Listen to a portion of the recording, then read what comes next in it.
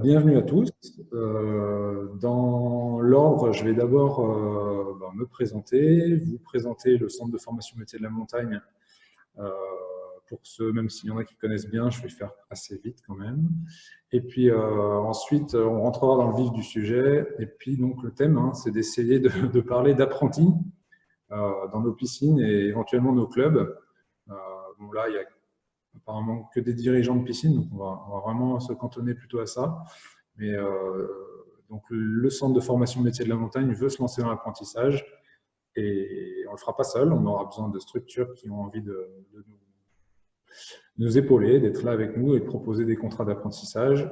Et pour ça aussi, il faut que ça vous rende service. Donc l'objectif, c'est de vous présenter un petit peu les intérêts de faire rentrer des apprentis dans vos piscines en alternant, puis en professionnel, si ça se passe bien.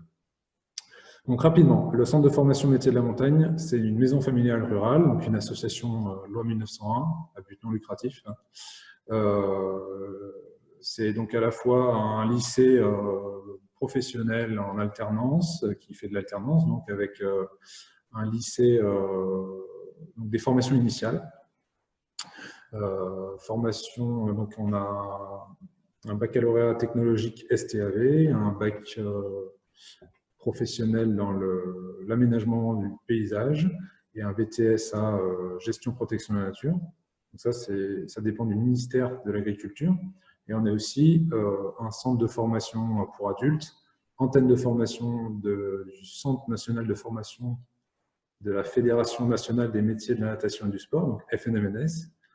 Donc dans ce cadre, donc pour la FNMNS, c'est nos formations secourisme et nos formations BNSSA. Et puis en autonomie, avec donc l'habilitation de la Direction régionale jeunesse et sport, on conduit du CEP-MNS, donc le recyclage des maîtres nageurs sauveteurs tous les 5 ans, et le BPGEPS AAN, qui donne le titre de maître nageur sauveteur, dont on va parler plus ensemble lors de cette réunion webinaire. Voilà, donc le centre de formation, il a pour objectif de former les jeunes et les moins jeunes et de les faire vivre à la montagne toute l'année, donc à travers la saisonnalité. Alors, ce que je voulais vous faire passer comme message aussi, et puis les nouveautés, c'est que donc depuis 2018, il y a une loi, la loi de liberté de choisir son avenir professionnel, et il y a de nombreux articles, mais un des objectifs, c'est aussi de favoriser l'accès à l'apprentissage. Donc, il y a eu des réformes qui ont été conduites pour essayer de mettre en avant les avantages de l'apprentissage. Donc, il y a l'âge maximum des apprentis qui a été rehaussé. Donc, maintenant, c'est jusqu'à 30 ans. Jusqu'à 29 ans, la fin de leurs 29 ans, ils peuvent lancer des contrats d'apprentissage avec des assouplissements dans certains cas qu'on pourra éventuellement évoquer, le handicap, la création d'entreprise. Mais voilà, l'âge maximum qui était à 26 est passé à 30 ans. Il y a une aide, beaucoup d'aides et la revalorisation des salaires pour les apprentis. Donc, c'est plus intéressant d'être apprenti qu'auparavant. Ils gagnent un peu plus d'argent et surtout, ils ont beaucoup plus d'aides qui vont leur favoriser leur parcours et puis leur période d'apprentissage. Donc, c'est plus intéressant aussi pour les apprentis comme statut. On a des financements des contrats et des aides aux entreprises. Donc, on a eu la fusion, il y avait des opérateurs au PCA qui se sont fusionnés en OPCO, donc opérateurs de compétences. Et ça facilite l'accès et le financement du coût pédagogique des formations. Donc, pour le secteur public, on le verra, il n'y a pas vraiment d'OPCO, ou alors l'OPCO que vous connaissez, en fait, c'est le CNFPT, auquel il faudra faire appel pour participer au financement du coût pédagogique de la formation. On le verra un petit peu plus loin. Après, il y a une volonté de développer l'apprentissage dans les collectivités et les services publics. Vous verrez qu'il y a quand même encore un décalage entre le privé et le public, mais il y a un pas qui a été fait, une main tendue vers les services publics et les collectivités pour encourager l'apprentissage et l'accueil d'apprentis. Après, donc, il y a des plateformes de recensement des offres au niveau national et au niveau régional qui se sont mis en place pour diffuser plus facilement et que aussi, du coup, il y a des personnes qui trouvent plus facilement des contrats d'apprentissage. Et donc ça, je vous donnerai les liens afin que si vous êtes intéressé et que vous voulez diffuser des offres de contrats, un peu comme le Pôle emploi, vous avez des plateformes qui peuvent permettre de diffuser vos offres de contrats d'apprentissage. Et puis, bon, il y a une accessibilité pour les personnes en situation de handicap, PSH, qui est renforcée. Les limites d'âge et les aides qui sont accordées aux personnes qui ont le statut de personnes en situation de handicap, elles ont été aussi favorisées. On essaye de passer aussi par l'apprentissage pour intégrer les personnes en situation de handicap le handicap est un facteur discriminant à l'embauche et dans la recherche, la formation et l'emploi. Donc, on essaie de faire en sorte d'intégrer de plus en plus et mieux les personnes en situation de handicap.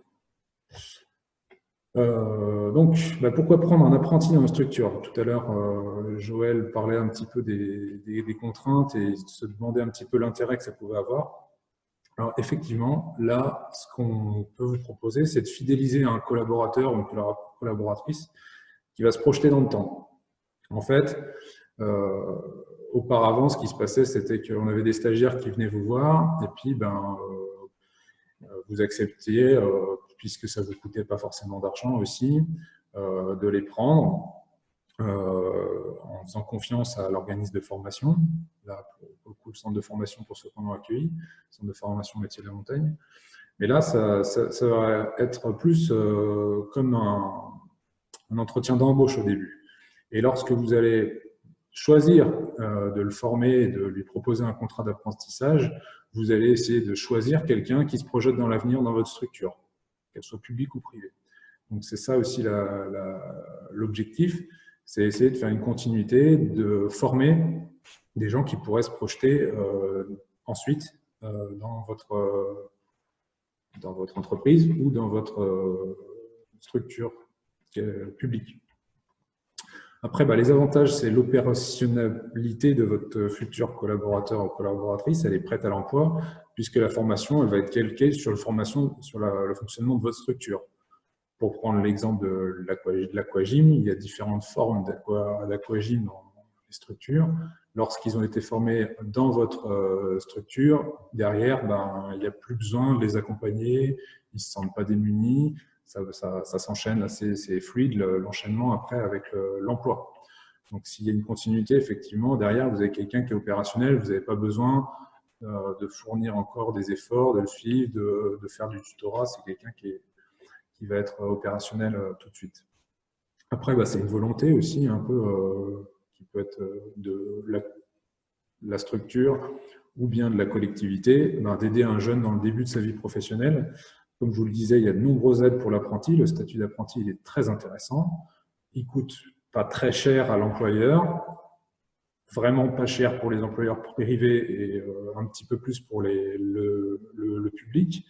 Mais surtout, lui, il va avoir une formation qui est payée, il va avoir un salaire, il va avoir une formation dans de bonnes conditions, parce que les conditions qu'on propose au CFMM, elles sont plutôt bonnes, mais on a quand même des gens qui peuvent avoir très peu d'argent pendant poursuivre leur formation. Quand on a une aide de la région à hauteur de 400 € pour vivre en Haute-Savoie, ça fait vite du tri. Donc, on a des gens en formation qui ont déjà un certain revenu, du patrimoine, des gens qui les aident lorsqu'ils sortent du bac, par exemple.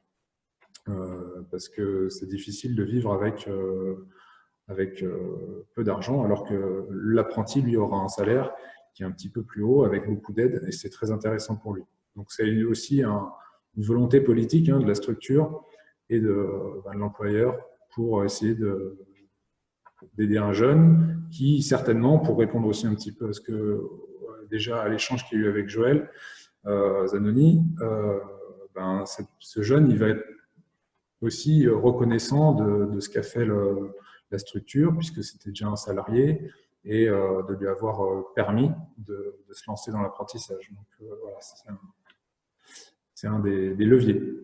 Après, donc j'ai déjà un petit peu empiété sur la suite, hein, mais le coût est très faible. Il y a des aides de l'État sur le salaire. La formation, elle peut être financée à 100% par l'OPCO dans le cadre privé, 50% par le CNFPT dans le cadre public. Et puis, vous avez des exonérations de charges et de cotisations qui ne sont pas tout à fait les mêmes en fonction de la taille de votre structure, en fonction de si vous êtes dans le public ou dans le privé, mais qui restent très intéressantes. Et le coût réel de votre apprenti, il reste très faible. Et donc, nous, en tout cas au CFMM aussi, en termes de pédagogie, on y voit un lien fort entre la formation dispensée et le centre de formation et le terrain, en fait, hein, la formation, le centre et le terrain, parce que vous allez avoir besoin de gens justement qui sont opérationnels. Auparavant, quand c'était des stagiaires que vous ne payez pas, vous étiez peut-être un peu moins exigeant. Là, si on a de l'apprentissage, vous allez vouloir vraiment que la formation les prépare au mieux au terrain derrière, et on va pouvoir tisser des liens plus forts entre ce qu'on voit en cours et ce que vous désirez, vous, sur le terrain. Et ça, c'est une volonté aussi du centre de formation, afin d'avoir des formations qui soient vraiment plus calquées et prêtes pour permettre à ces apprentis, en tout cas ces stagiaires, d'être bons, opérationnels et vraiment en lien avec le terrain, qui ne soient pas que dans la théorie, qui ne touchent pas votre entreprise ou structure. Voilà. Alors, là, je vous montre un petit peu ce qui est prévu pour l'année prochaine, puisque l'objectif du CFMM, c'est de se lancer dans l'apprentissage dès l'année prochaine, en 2021, pour le BPJEPS. Le calendrier de formation, la formation démarrerait au 10 mai et se terminerait au 10 décembre. Ça permet, donc, ce que vous pouvez remarquer, c'est que toutes les périodes en saumon, là, en rose saumon, c'est des périodes où ils sont au centre de formation, au CFMM. Ils ne seraient pas disponibles s'ils ont un parcours complet, ils doivent faire toutes leurs UC, ils ne seraient pas disponibles pour l'entreprise pendant ces temps-là. Mais par contre, ils peuvent être disponibles pendant l'été, période estivale où vous avez un accroissement de travail, et ils sont opérationnels puisqu'ils sont tous titulaires du BNSSA, pour surveiller. Il ne faudra pas qu'ils fassent que ça, puisque l'objectif, c'est de les former aussi à autre chose. Mais effectivement, ils vont pouvoir rendre service. Là, on n'a pas mis des samedis, mais ils peuvent éventuellement faire des samedis qui pourraient alléger aussi un petit peu le travail de vos équipes. Parfois, le samedi, ce n'est pas forcément le jour où vos collaborateurs ils ont envie de travailler. Donc, ça peut vous permettre de les mettre, par exemple, sur des samedis.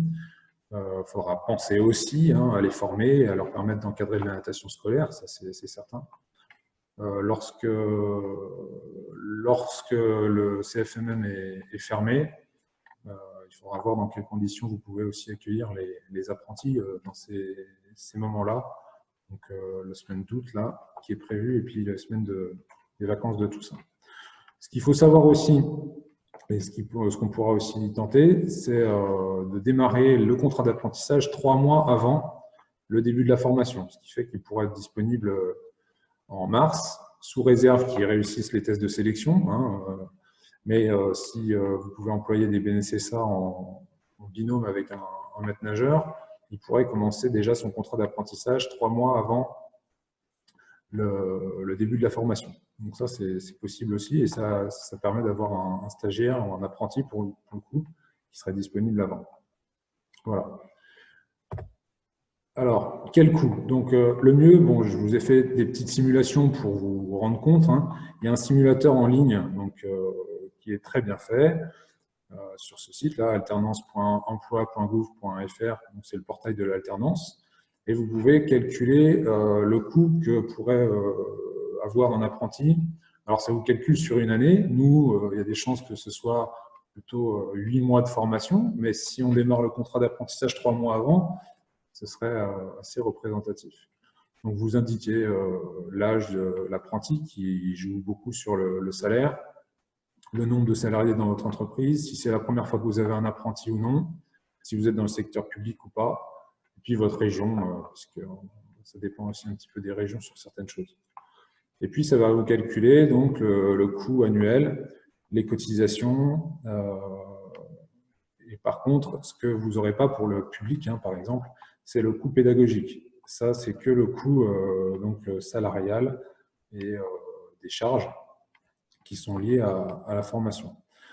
Ce qu'il faut savoir, c'est qu'il y a des aides de l'État octroyées pour compenser le prix, le coût d'un apprenti, du salaire de l'apprenti dans le secteur privé, qui va jusqu'à 4 125 € de mémoire pour aider au contrat et à financer les salaires. Donc ça, c'est la même chose dans le privé. Là, c'était dans le public. Ici, on a donc à peu près 834 € par mois de coût donc de salaire à verser. Donc c'est tout compris, les cotisations comprises. Et puis ici, on a un exemple avec le privé, où vous avez vu cette aide de 4 125 € qui va être versée et qui permet de descendre à 328 € par mois. Donc le coût d'un apprenti dans le privé, ce serait équivalent à ça, 328 € par mois. J'ai fait un tableau après, je vais essayer d'aller relativement vite, mais le mieux, c'est je vous ai dit, de calculer vous-même sur le portail le coût que ça pourrait avoir, en tenant compte cette fois-ci du coût pédagogique. C'est-à-dire que dans le privé, donc là, je vous ai mis un jeune de 19 ans, vous avez le coût lié au salaire et les aides sur les cotisations. Puis après, il y a le coût pédagogique. Donc la formation pour le public, pour le CNFPT, c'est 7 000 €. Il prendrait 3 500 € à charge. Il reste 3 500 € pour la collectivité à injecter dans le financement du coût de la formation de l'apprenti. Donc on tombe sur un coût à peu près 1 271 € par mois, à affiner, je vous ai dit, puisque ça dépend de pas mal de paramètres. Mais ça, c'est le coût total. Donc, en payant la formation du jeune, en payant son salaire, en payant les cotisations, on se retrouve à peu près à ce coût-là. C'est le coût vraiment net, ce que vous allez devoir payer en tout. Et après, j'ai fait la même chose en privé. Donc là, vous avez une prise en charge de la formation complète par l'OPCO. Et puis, après, vous avez une aide en plus qui est proratisée au nombre de mois de formation ou à la durée du contrat plutôt. Et donc, qui peut baisser et vous donner un coût total de 328 € par mois pour votre apprenti. Donc, voilà. Au niveau du coût, effectivement, c'est un investissement. Dans le public, c'est parce qu'on a envie de se projeter et puis d'avoir quelqu'un qui pourrait être disponible et sur lequel on peut compter dans l'avenir. Dans le privé, vu le coût, on va dire qu'on a un petit peu plus de marge de manœuvre. Si ça ne convient pas, derrière, vous n'aurez pas fait un investissement très gros, voire si vous l'avez mis régulièrement en situation de travail, c'est presque c'est intéressant, quoi. Il ne faudra pas oublier de le former et qu'il y a un réel tutorat avec un maître de stage, un maître d'apprentissage. Mais vous avez vu que le coût est relativement faible. Donc, après, là, vous avez, donc, en fonction de l'âge, je vous ai dit, ce qui va vraiment conditionner le salaire de l'apprenti, ça va être son âge. Vous avez des tranches d'âge qui ont été créées par l'État. Ça ne nous concerne pas parce qu'il faut qu'il soit majeur pour pouvoir participer à la formation, puisqu'il leur faut le BNSSA. Ce sera certainement dans cette tranche d'âge là que vous pourrez commencer à avoir des apprentis. Et ça va jusqu'à 100% du SMIC ou le salaire le plus élevé de la convention collective.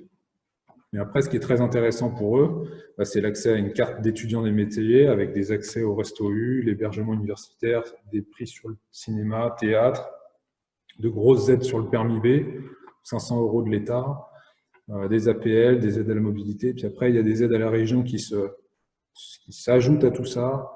150 € sur l'équipement, 200 € encore sur le permis B, la carte illico-solidaire SNCF qui permet d'avoir des billets seconde classe à moins 75%, l'impasse région qui permet encore d'avoir d'autres avantages. Voilà. Le statut d'apprenti, comme je vous le disais,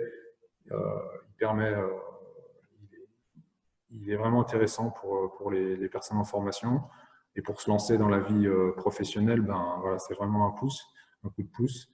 Et ça permet aussi, j'espère, de toucher des publics qui pourraient avoir des difficultés financières, de se lancer dans des formations qui ont un coût qui est trop fort pour eux.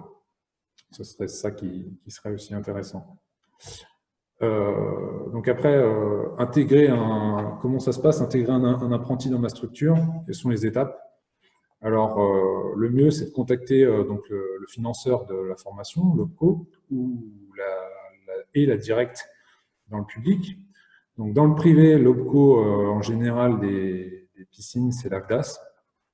Le site est très bien fait, le site de l'AFDAS, vous pouvez entrer justement dans la catégorie de l'apprentissage, tout est très très bien détaillé, les étapes qu'il va falloir respecter, et ils vous accompagnent bien. En tout cas, le site est très bien fait là-dessus. CNFPT, un petit peu moins bien réalisé, mais qui accompagne bien aussi les démarches administratives. Et la directe aussi, ce sera, vous verrez, il faudra leur transmettre le contrat d'apprentissage à la suite. Alors, il faut le budgétiser, je pense notamment aux collectivités territoriales, dont le budget souvent est voté à l'avance. Il faut prévoir dans le coût annuel le coût de l'accueil d'un apprenti. Ça se prépare en amont, sûrement aussi dans le privé, hein, mais on sait que les budgets dans le privé sont souvent un petit peu plus flexibles que dans le public. Dans le public, il faut vraiment bien prévoir ça à l'avance. Alors, pour le secteur public, il faut un agrément de la préfecture aussi qui atteste que votre collectivité peut accueillir un apprenti. Et puis, une fois que vous avez fait ces démarches-là, vous pouvez publier une offre de contrat d'apprentissage, tout comme une offre d'emploi, hein, c'est la même chose. Nous, on peut relayer l'information, hein, ou proposer un contrat d'apprentissage, le CFMM, à travers ses réseaux, le site internet, par mail, on va pouvoir relayer. Puis ensuite, vous allez choisir, vous entretenir avec les candidats pour savoir qui va rentrer dans ce cadre-là. Et vous choisissez un candidat. Une fois que vous l'avez choisi, nous, ensuite, on fera le lien avec le CFMM. Donc, je vais transmettre au CFMM les infos sur le contrat et sur la personne qui va en bénéficier. Ensuite, votre contrat, mais il faudra le transmettre à la directe ou à l'OPCO, hein, à l'AFDAS. Si jamais vous êtes donc secteur public, c'est la directe. Si c'est dans le secteur privé, ce sera l'AFDAS. Puis après, il va falloir prévoir l'accueil de l'apprenti avec le centre de formation. Dominique Métral qui arrive. Savoir quelles sont les modalités, qui peut être valider le maître de stage, savoir comment ça va se passer le calendrier, suivre aussi un petit peu les attentes du centre de formation en entreprise, comment ça va, qu'est-ce qu'ils doivent faire ou pas faire. Voilà, et on pourra répondre à certaines. Il y avait des questions déjà d'Arnaud là-dessus, je vais essayer d'y répondre. Voilà, quel est le cadre réglementaire de la formation? Puis après, vous déclarez donc votre apprenti dans votre déclaration d'entreprise, sur Net Entreprise ou votre DSN, un peu comme les salariés, mais il n'entre pas dans votre effectif en fait. C'est un petit peu la contradiction, c'est-à-dire que vous faites votre déclaration comme si c'était un salarié au niveau des cotisations et des charges, mais en fait, il ne rentrera pas dans votre effectif.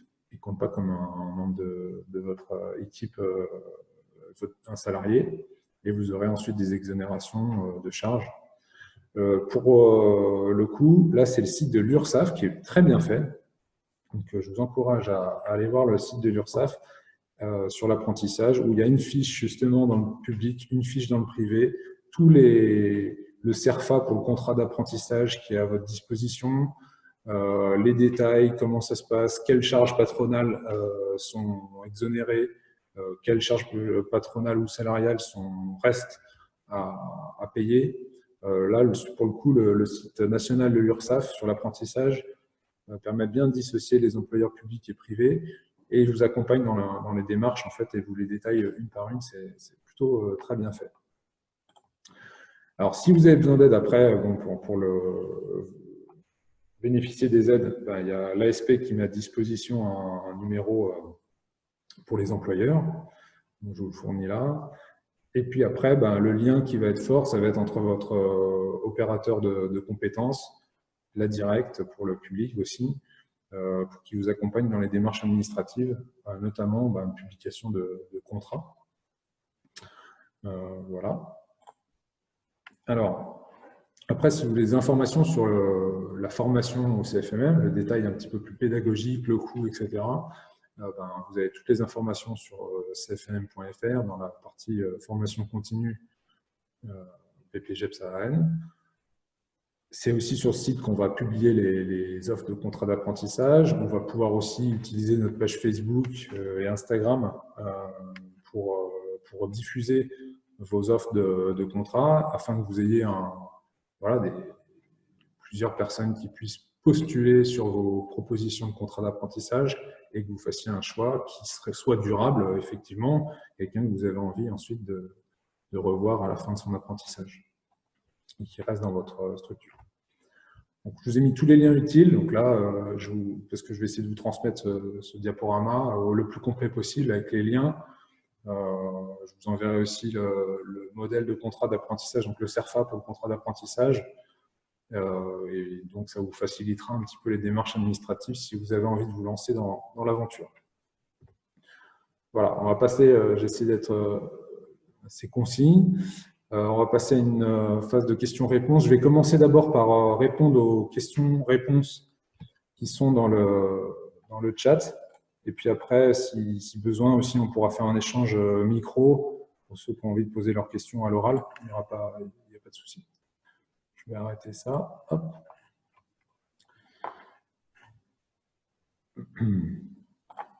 Alors, je vais remonter un petit peu donc les premières questions. Voilà, il y avait Arnaud. Pour un alternant, sont-ils légalement aptes l'autonomie des missions? Alors, donc, lorsqu'ils sont bénécessins, ils peuvent être en binôme avec quelqu'un qui est titulaire du titre de maître nageur sauveteur dans la surveillance. Donc, c'est ce qu'ils appellent l'assistant bénécessa. Et ça, donc, ça veut dire qu'il peut faire de la surveillance tant qu'il y a un autre maître nageur en surveillance aussi sur le secteur. Enfin, ça dépend des DDCS, qui ont des politiques un petit peu différentes par rapport à ça. Mais l'idée est là, c'est qu'au début, quand ils sont bénécessa, ils peuvent faire donc de la surveillance. Ensuite, une fois qu'ils ont le statut de stagiaire de la formation par rapport à la DDCS, qu'ils ont leur déclaration d'éducateur sportif stagiaire, mais là, ils ont toutes les prérogatives d'un maître nageur sauveteur. Nous, ce qu'on encourage, c'est qu'il y ait toujours un regard, un observateur, surtout au début. Ils ne sont pas en totale autonomie dès le début, puisque ça peut être dangereux de les lancer dans des choses difficiles, de l'enseignement de la natation scolaire dans un bassin tout seul à l'autre bout de la piscine. Voilà, par exemple, c'est prendre des risques au début, mais l'objectif, c'est que petit à petit, au cours de la formation, ils deviennent autonomes et qu'on puisse leur faire confiance à 100% et qu'ils soient en charge d'un groupe en autonomie sans problème. Après, il faut qu'il y ait de la formation quand même, avec un regard au moins de temps en temps pour pouvoir faire des débriefings avec l'apprenti. Sont-ils légalement autonomes dans les effectifs entretenus dans le poste? Ça dépend de votre poste. Si vous avez prévu des assistants BNCSA, vous pouvez les intégrer à votre poste. Vous pouvez les intégrer en surveillance. Vous pouvez faire évoluer votre poste pour que des stagiaires, soit au début des BNCSA, soit ensuite des stagiaires, puissent réaliser les tâches prévues dans le poste. Alors, ça me semble OK pour cette première diapositive, mais dans le cadre des MNS, on est tributaire des qualifications requises pour l'encadrement du public. Ouais. Voilà, je pense avoir répondu. Après, c'est la même chose, c'est-à-dire aussi pour l'agrément natation scolaire, il faut d'abord qu'ils aient leur déclaration d'éducateur sportif stagiaire, puis nous, on fait les démarches auprès du rectorat pour qu'ils puissent être agréés et ensuite encadrer la natation scolaire. Même chose. Alors, tu évoques la fidélisation du collaborateur, malheureusement, avec un BP ne garantit en rien d'avoir un emploi, quel remplacement au mieux, surtout lorsque quelqu'un ne souhaite pas que les étapes se titulaires. Alors, tout à fait. Après, derrière, ce qu'on peut leur proposer, c'est un CDD, normalement, dans les collectivités. Je pense qu'il y a des assouplissements par rapport à ça, au nombre d'enchaînements de CDD jusqu'à l'obtention de l'étape. Mais en tout cas, c'est une première porte ouverte. pour les collectivités. À la suite du contrat d'apprentissage, ils peuvent enchaîner avec un CDD. Et puis, jusqu'à ce qu'ils puissent avoir leur concours d'étapes et intégrer, in fine, l'équipe à temps plein, et puis qui reste et qui soit dans l'équipe pour la suite. Alors, en ce qui concerne toujours cette faisabilité, tu parles de faire démarrer une formation 3 mois avant. Comment cela s'articule avec des DCS? Ça va être, à mon avis, ce statut-là, c'est-à-dire qu'ils seront apprentis mais BNSSA, donc leur prérogative, ce sera uniquement de la surveillance. Il faudra que je contacte la DCS aussi pour avoir les détails de ça, bien prévoir le rôle de votre assistant BNSSA à ce moment-là. Et il peut déjà démarrer, observer et apprendre 3 mois avant la formation. Surtout s'il a eu en plus des expériences passées en tant que BNSSA, il sera autonome, il peut être autonome là-dessus. Une collectivité, ça peut coincer, ouais, mais je ne sais pas de quoi tu parlais. On y reviendra peut-être après. Il y a un aspect social en plus de financer, en plus de la notion de fidélisation. Pour moi, pierre angulaire de la faisabilité, son statut sur le terrain. Je sais que dans les collectivités, ils le font dans d'autres services, espaces verts, mais pas forcément le maître de stage. Donc, dérogation à demander pour le BNSSA.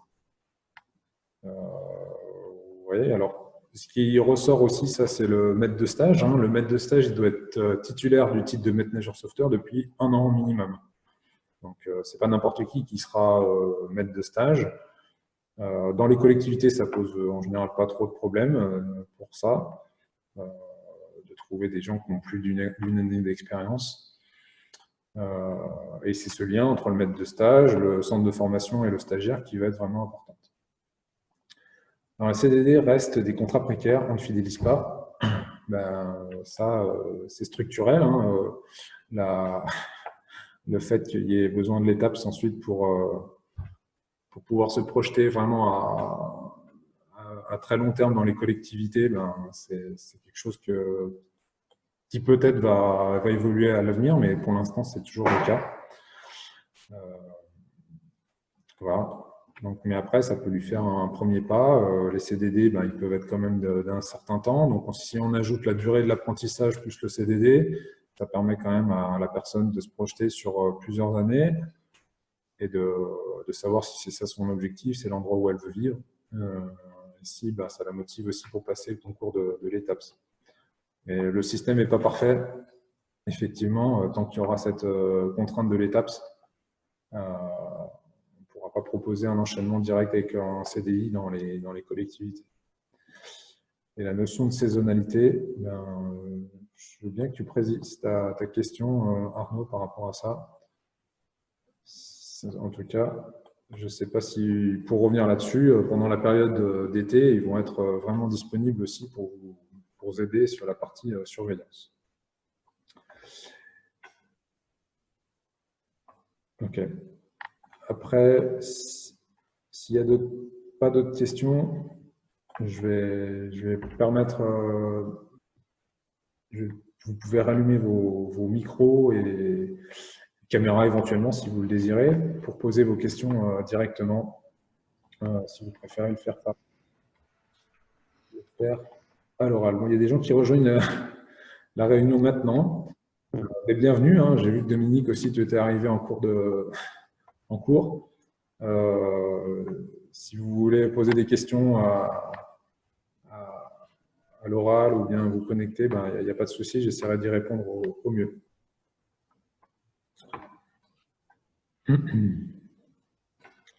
Pour ceux qui viennent d'arriver, est-ce que vous avez des questions?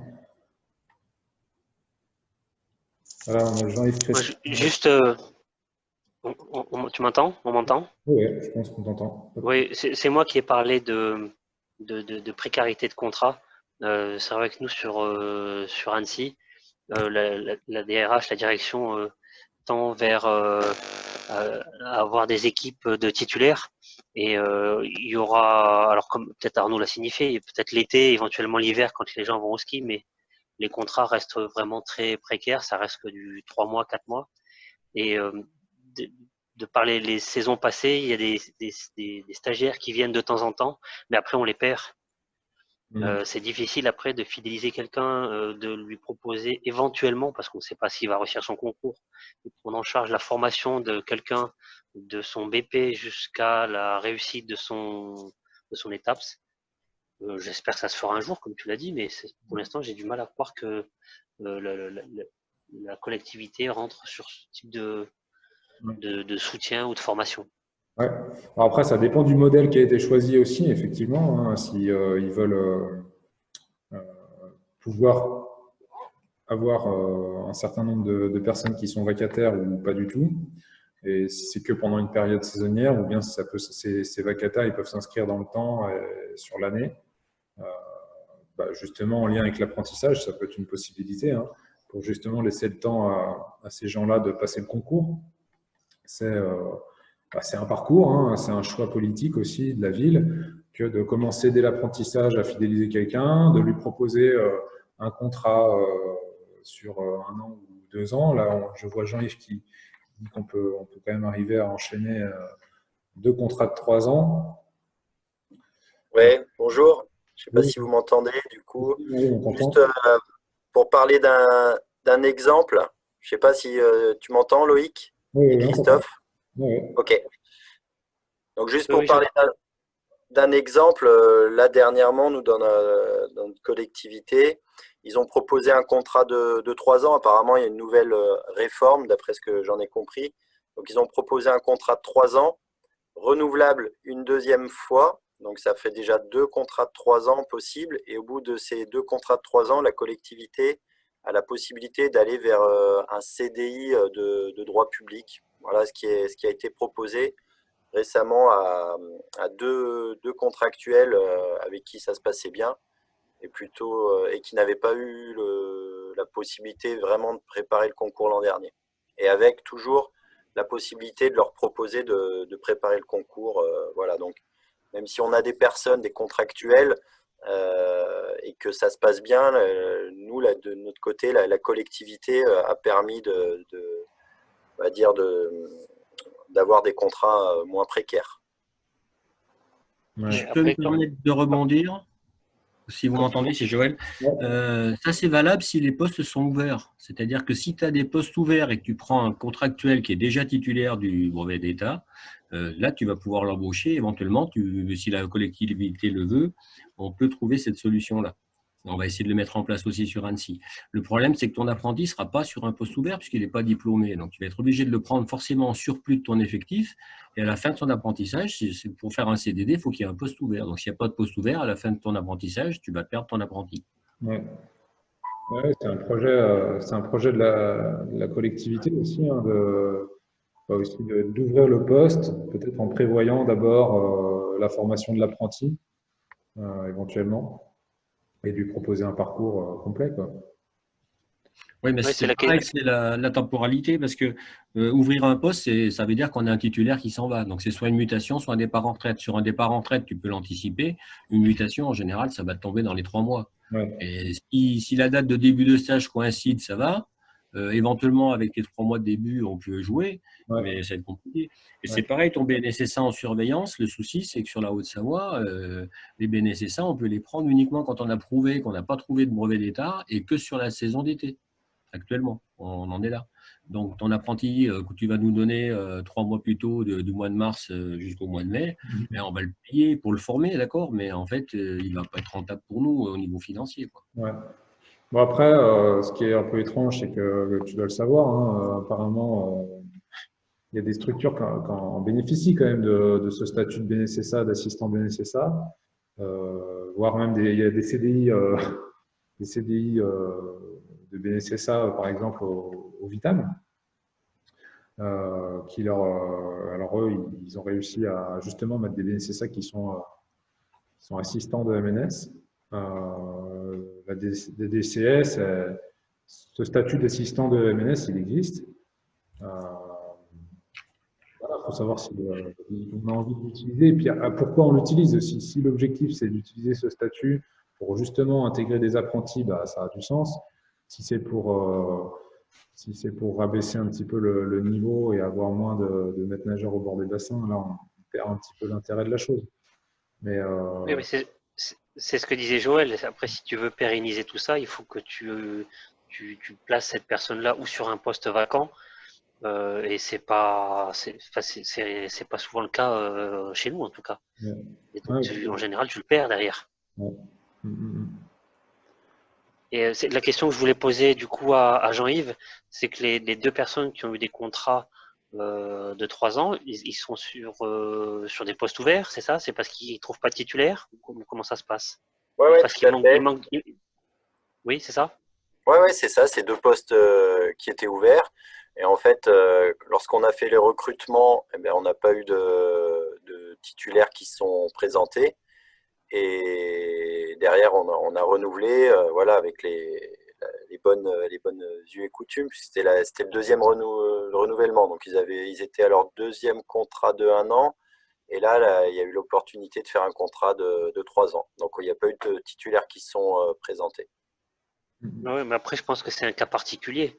Moi, je sais que quand je suis arrivé sur Annecy, j'ai pris le poste Il y avait plusieurs vacataires qui travaillaient là où j'étais, où je suis arrivé, et mon poste était divisé en 2 ou 3. Et voilà, la préfecture avait mis son nez là-dedans. Ils avaient dit on arrête tout. Maintenant, il faut un titulaire. Ouais. Ouais, Maintenant, effectivement, si vous, les postes de titulaire, à mon avis, sur la ville d'Annecy, ils sont vite pris. Parce que quand il y a un poste de titulaire à Annecy, il y a du monde qui vient postuler dessus, non? Oui, oui, oui, je oui, confirme. Et c'est pas le cas partout. Pardon, Joël. Donc, dans le cas pour Jean-Yves, dans sa structure, même quand il y a un poste ouvert, ça ne court pas forcément pour le prendre, a priori. Complètement, c'est ça. Donc, du coup, ça a permis d'avoir. Et on a, à l'heure actuelle, on a sur une équipe de 9 maîtres nageurs, il y a 5 titulaires et 4 contractuels. Si je peux me permettre, tu travailles dans quelle structure, Jean-Yves? Au budget agglomération, à D'accord. Oyonnax. Ok. Et pour revenir sur la formation, effectivement, je pense qu'il y a peut-être un contrat tripartite à mettre en place avec la collectivité, le CFMM et peut-être la DDCS pour justement pouvoir que la DDCS accepte qu'un BNSSA puisse faire de la surveillance dans ce cadre-là. Ouais. Oui, bah après, nous, on a de bons liens avec la DDCS, on peut se rapprocher d'eux pour voir quels assouplissements de la DDCS Haute-Savoie ils peuvent avoir par rapport à ça. Nous, l'objectif au CFM, c'est pas de mettre des BNSSA à la place des titulaires du titre de maître nageur, c'est de favoriser, puisque c'était une demande aussi des membres du GGCS, l'insertion directe de nos apprentis dans un emploi qui serait disponible dans vos collectivités ou dans vos structures. Puisque lorsqu'ils sont financés à 100%, après derrière, ils sont censés aller bosser, mais ils peuvent aller où ils veulent. Là, l'apprenti, il y a un lien et un lien qui se crée entre l'entreprise et le stagiaire en formation qui est plus fort, et ça a du sens. Donc effectivement, on peut s'approcher de la DDCS pour savoir quels assouplissements ils sont prêts à faire pour nos apprentis sur ce statut d'assistant BNSSA au début. Tout à fait. Oui, enfin, il est vrai que la DDCS a déjà fait 1 ou 2 interventions auprès du GGCS pour justement alerter les gestionnaires de ne pas d'abuser de BNSSA et de dérogation l'été. Mais dans ce cadre-là, je pense que dans le cadre d'une formation, le DDCS devrait être plus tolérant pour le coup. Enfin, ça, c'est à revoir. Enfin, on peut se rapprocher à nouveau de la DDCS pour qu'il facilite un peu ce type d'embauche. Et il est vrai que même ville d'Annecy, ça peut être une opportunité pour nous. Mais encore une fois, je vais encore le répéter, le facteur limitant, c'est le concours dans la fonction publique territoriale. Et après, il faut que nos RH soient attentives et comprennent un peu ces problématiques de concours et peut-être, pourquoi pas, faire comme au budget, d'employer quelqu'un pendant plusieurs années. Mais il va falloir être très convaincant. Je ne sais pas ce qu'en pense Joël, puisqu'en général, quand on a un poste vacant, même un agent qui part en dispo, au bout de 6 mois, il faudrait qu'on recrute. Donc, compliqué quand on nous met quand même la pression à Annecy. Ouais. Pour rebondir sur ce que tu dis, je suis en train d'essayer de le mettre en place sur un poste vacant que j'ai avec un contractuel qui est en train de faire son concours. Donc, il va passer un jury. Si le jury est favorable, on le prendra en CDD là, le temps du résultat du concours. Par contre, s'il ne réussit pas son concours, il sera sûrement éjecté à la fin de son contrat, ce qui est malheureux, quoi. Ouais. C'est ça qui est… Alors, c'est pareil, il y a une volonté. Le problème, c'est qu'au niveau des collectivités, il y a le chef d'établissement qui essaie de faire tourner sa boutique avec le personnel. Ouais. Au-dessus de nous, il y a la RH qui va dans notre sens ou non en fonction des directives que la ville a mis. Et puis au-dessus de ça, il y a la préfecture aussi qui contrôle la légalité. Et dans certains cas, ils vont être assez souples et arranger les choses. Et dans d'autres cas, ils vont bloquer en disant vous avez fait, c'est ce qui s'est passé pour Christophe, où ça fait trop longtemps qu'il y a des contractuels là-dessus, c'est un poste ouvert, il faut prendre un titulaire. Et il t'oblige de faire un recrutement et de prendre un titulaire. Alors, et on va prendre un titulaire à l'issue d'un jury qu'on aura vu 20 minutes et qui va arriver chez nous le lundi, et s'il ne fait rien et qu'on n'en est pas content, on l'aura dans les pattes, on ne pourra pas s'en défaire. Alors que si on prend un apprenti qu'on suit, qu'il a sa période de formation, que derrière il a sa préparation au concours, que c'est quelqu'un qu'on connaît depuis 3 ou 4 ans et on sait qu'il est bien, on voudrait le garder. Et en fait, c'est la préfecture qui va nous imposer de faire un jury et on risque d'être coincé là-dessus. Et tout le monde est perdant. Hein. Ouais. C'est ça là, aussi, je trouve, la grosse contrainte dans le public. Hein, finalement, ce concours d'étapes, ça a été un combat entre autres des syndicats pour obtenir ce statut. Mais depuis, pour les employeurs, c'est vrai que ça peut perdre un peu en flexibilité. Et puis, pour ceux qui ont envie de se projeter sur le territoire, c'est pas simple. C'est pas simple. Ouais, faut pas le prendre comme un barrage, ce concours. Moi, je l'ai subi, parce que quand je suis arrivé à la fonction publique avec un brevet d'état de plongée, on m'a dit qu'il faut passer le concours pour être titulaire. Mais en fait, du coup, avec un brevet de maître nageur et un brevet de plongée, et ce concours, ça me permet d'aller faire du ski, de la raquette ou plein d'autres choses à côté. Donc, en fait, c'est une ouverture aussi sur la pratique par la suite. Voilà. Donc, c'est pas forcément un barrage, mais c'est vrai que quand on est maître nageur, qu'on veut bosser en piscine et qu'il y a des contrats au bout, il faut quand même le concours pour pérenniser le truc. Ouais. On va voir un petit peu comment réagissent vos services RH par rapport à ça. Mais je pense que, comme tu le disais tout à l'heure, c'est propre à chaque collectivité. Je veux dire, moi j'ai travaillé sur… Tu m'entends? Oui. On m'entend? Oui, oui. Oui, j'ai travaillé sur Oyonnax avant d'être sur Annecy. Et je sais qu'à l'époque, quand je suis arrivé là-bas… Allô? Oui, on t'entend. Oui, on t'entend. Ah, oui. D'accord. Et je sais que c'était pas la collectivité qui était… Enfin, la collectivité n'était pas attrayante déjà au départ. Enfin, pas la collectivité en elle-même, mais je veux dire, c'est pas un endroit, c'est d'après ce que vous m'avez dit, où les gens allaient se positionner pour avoir un poste de titulaire. Et apparemment, c'est toujours aussi difficile. Et la problématique sur Annecy, c'est que du coup, on est aux antipodes de cette vision-là. C'est que Annecy, dès que tu as un poste de libre, comme tu l'as dit tout à l'heure, les gens se jettent dessus. Il y a beaucoup de demandes. Et le fait d'avoir des contrats de 3 ans, comme peut l'avoir Jean-Yves là-bas, ce qui serait très, très intéressant peut-être pour les villes, on ne pourrait même pas l'obtenir à cause de la préfecture. Je ne sais pas ce que… mais je te rejoins, Christophe. Il y a le contrôle de l'égalité et ils épluchent tous les documents. C'est-à-dire que même nous, si on voulait rentrer là-dedans, je ne suis même pas sûr qu'on soit autorisé. Alors qu'ils peuvent le faire sur Oyonnax. Ouais, mais à mon sens, c'est quelque chose de légal. Donc la préfecture, du moment où c'est légal, je vois pas en quoi il pourrait dire ah ben non, vous ne devez pas recruter cette personne sur 3 ans. Enfin, c'est peut-être parce que toi de ton côté, tu peux justifier que ça fait 2 jurys que tu fais et que tu n'arrives pas ne serait-ce qu'à avoir un titulaire sur les 4 postes pris par les contractuels. Peut-être que je ne sais pas, c'est pour ça que je suis… Ouais. J'ai pas ces réponses, c'est plus des réponses de RH, j'allais dire. Je pense que Christophe, faut peut-être que voir avec les RH du côté d'Annecy. J'ai peut-être un début de réponse, c'est le statut. Le statut, il fait des listes d'aptitudes. Si les gens passent le concours, on a 200 personnes qui ont du concours, et que sur ces 200 personnes, il n'y en a que 20 qui sont recrutées, eh ben, où est l'intérêt de faire un concours? Non, mais là, c'est que les gens ne se présentent pas sur Oyonnax. Oui, oui, non, mais je comprends. Et, Je connais et Oyonnax, du donc. coup, je sais pas. Après, c'est vrai que, voilà, en fait, si tu veux monter un truc d'apprentissage avec CDD à la clé et tout, c'est sûr qu'il faut pouvoir au départ partir aussi bien chef d'établissement, le CFMM, l'ADRH concerné, voire la préfecture concernée et la DDCS. C'est pas un tripartite qu'il faut, c'est un 5 parties en même temps, là. Et Ouais. après, en justifiant qu'il n'y ait pas des changements à la tête de ces différentes choses, qui a envie de changer les choses. Ouais. Bon, Non, mais c'est c'est sûr que pour ça qu'il faut bien le blinder au départ, quoi.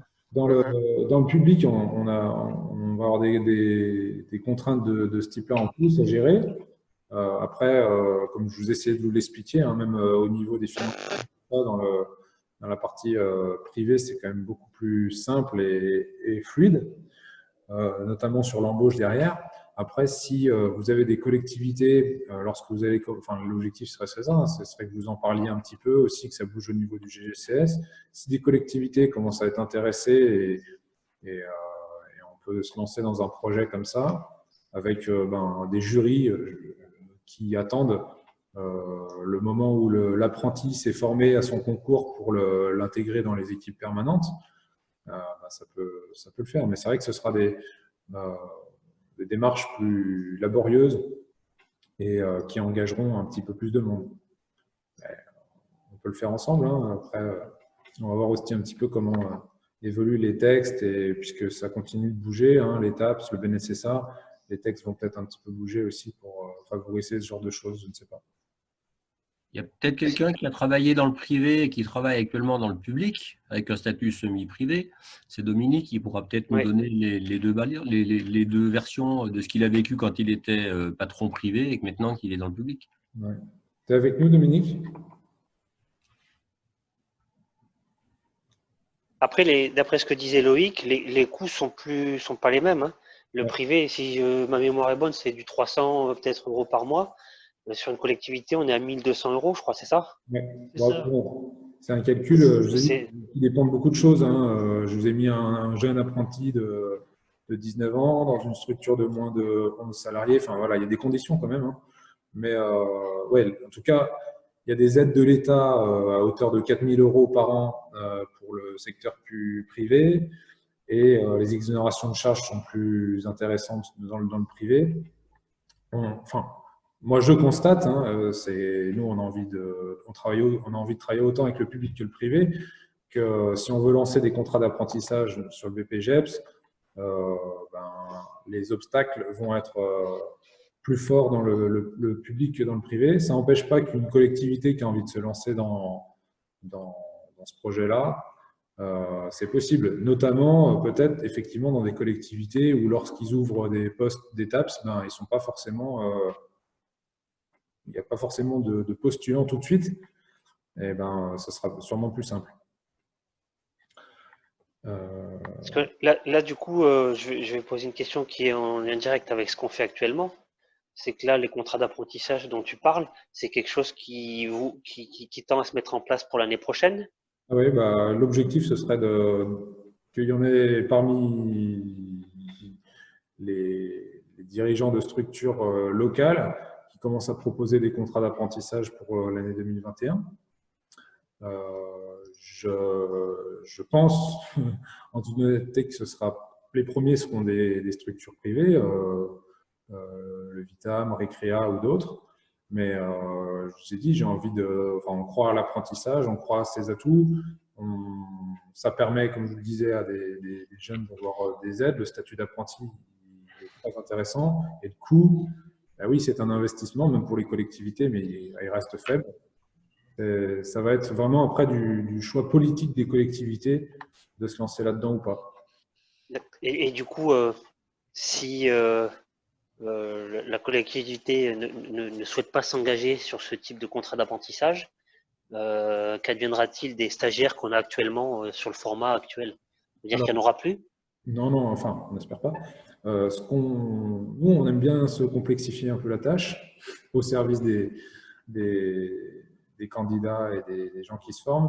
C'est-à-dire que normalement, on a envie de continuer à avoir ce financement par la région et par certainement l'AFDAS qui va se poursuivre. Ces stagiaires-là, ils ont une formation qui est financée.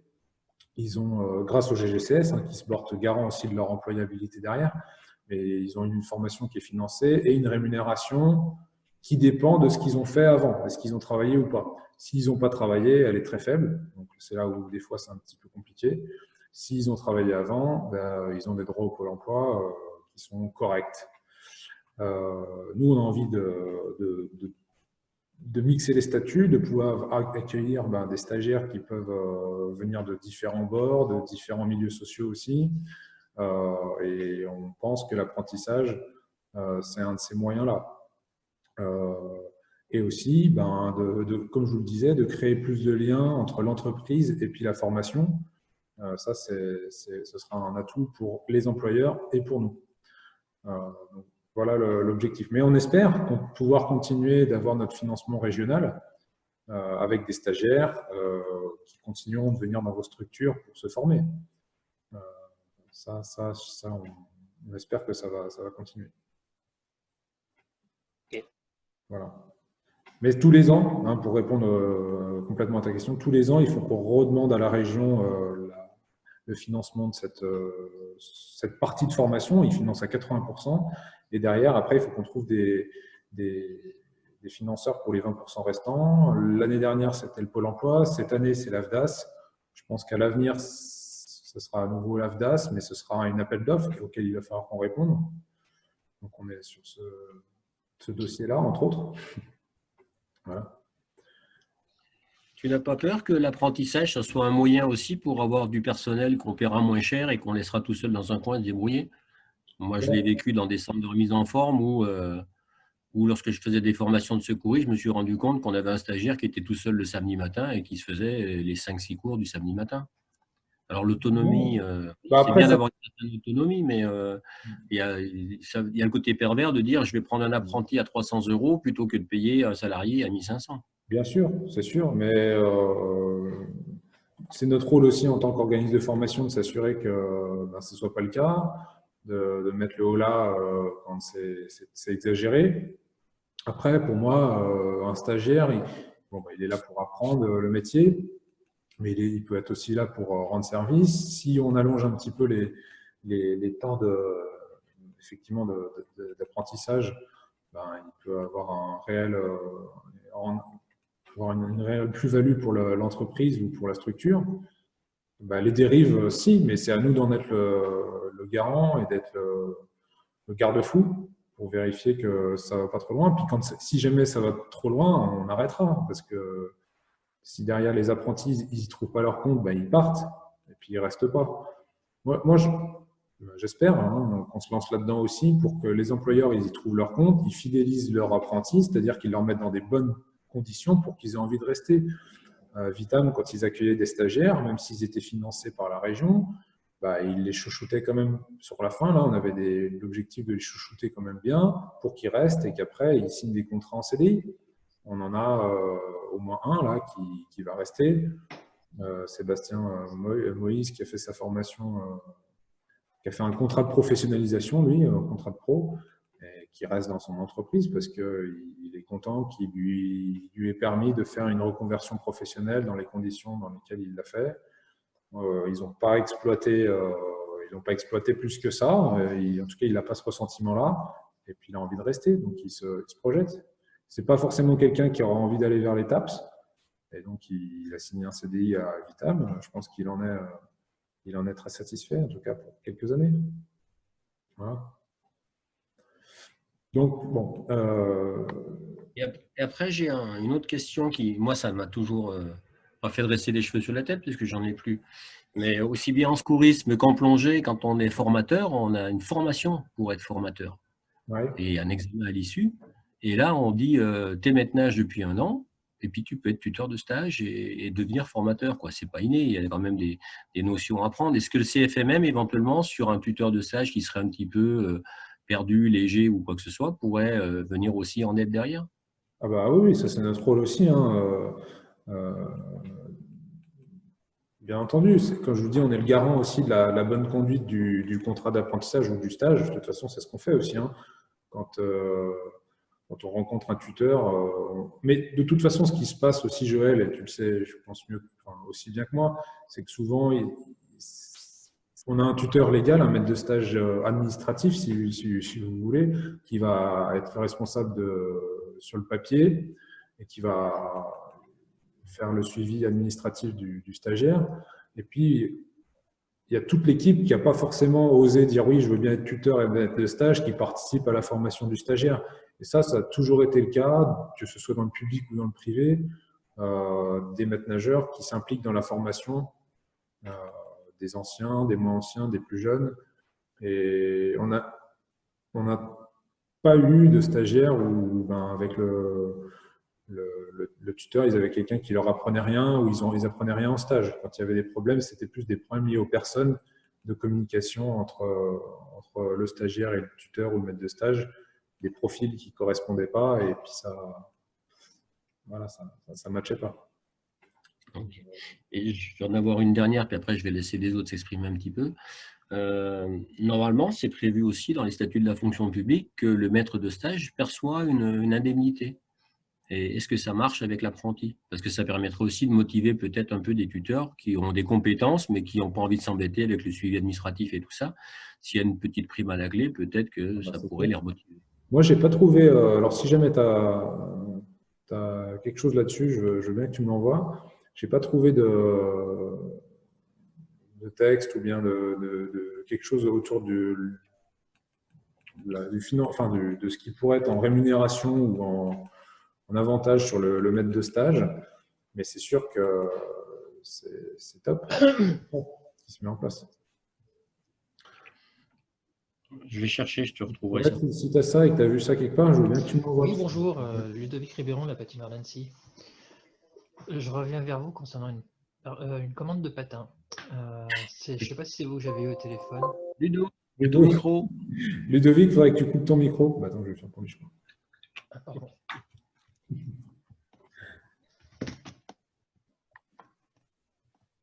Bon, mais écoutez, s'il n'y a pas plus de questions, le mieux maintenant, si jamais vous y avez trouvé un intérêt, vous pensez que ça peut être intéressant pour votre structure, c'est de nous contacter, de contacter le CFMM pour qu'on vous accompagne aussi.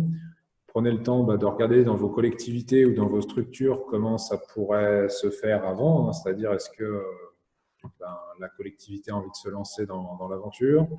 Est-ce que l'OPCO aussi, et vous avez un lien avec l'OPCO, est-ce que vous êtes agréé avec la préfecture si jamais ça peut partir dans ce sens-là? Et puis, quand vous avez de l'intérêt fort pour un contrat d'apprentissage, on peut aussi vous accompagner par rapport à ça. Donc, n'hésitez pas à nous contacter. Ce sera notre rôle aussi de vous accompagner dans vos débuts sur les contrats d'apprentissage. Moi, ce que je prévois, c'est de vous envoyer tous un lien vers la présentation qui a été faite tout à l'heure, et puis les documents et les liens aussi pour vous aider dans les démarches administratives, et notamment le document CERFA pour élaborer un contrat d'apprentissage. Ouais. Merci Dominique. Ton intervention sur la… Je pense qu'effectivement, ils ont tous envie de partager. Après, ils n'ont pas forcément envie d'être les tuteurs administratifs, mais ils ont tous envie de participer. Donc, n'hésitez pas à revenir vers moi. Je vous enverrai tous les documents, le diaporama, les liens et puis les documents CERFA. Et si vous avez envie de vous lancer dans l'aventure, contactez-nous et puis on vous accompagnera. Voilà. Ok. Je vous souhaite une bonne soirée. Merci bien. À tous. À bientôt. À bientôt. Et puis de toute façon, ceux aussi qui sont maîtres de stage, là, je vais en contacter une partie pour faire un retour sur les stagiaires du CFMM. Voilà. Merci à tous, bonne continuation. Merci, bonne fin de journée. Merci, bonne fin de journée. Plaisir, au revoir. Salut. Bonne soirée. Salut.